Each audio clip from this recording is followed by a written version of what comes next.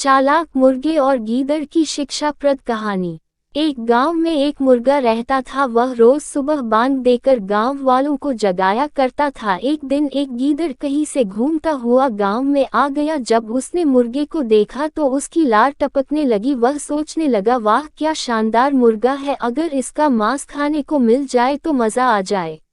वह तरकीब सोचने लगता है ताकि किसी तरह मुर्गे को दबोचकर पेट पूजा कर सके। उसने मुर्गे को बहला फुसला कर अपने काबू में करने का निश्चय किया और उसके पास पहुंचकर बोला, मित्र मैं तुम्हारी आवाज़ सुनकर तुम्हारे पास आया हूं। तुम्हारी आवाज़ बहुत ही सुरीली है, कानों में मिश्री घुल जाती है, मन करता है दिन भर सुनता रहूं। क्या तुम एक बार मुझे अपनी सुरीली आवाज़ सुनाओगे?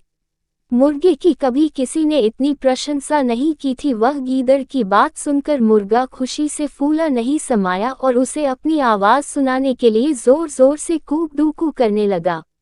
गीदड़ इसी फिराक में था। उसके देखा कि मुर्गे का ध्यान उसकी ओर नहीं है, इसलिए अवसर पाकर उसने मुर्गे को अपने मुंह में दबा लिया और जंगल की ओर भागने लगा।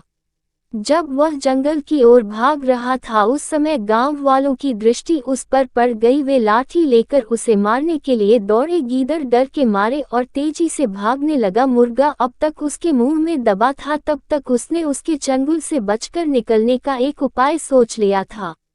वह भागते हुए गीदड़ से बोला, देखो गीदड़ भाई, ये गांव वाले मेरे कारण तुम्हारा पीछा कर रहे हैं। वे तब तुम्हारा पीछा करना छोड़ेंगे जब तुम उनसे कहोगे कि मैं तुम्हारा हूं, उनका नहीं। ऐसा करो, तुम उन्हें बोल दो।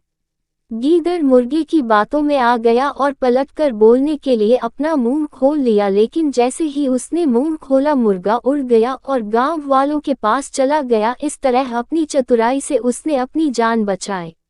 सीख: संकट के समय बुद्धिमानी से काम लेना चाहिए।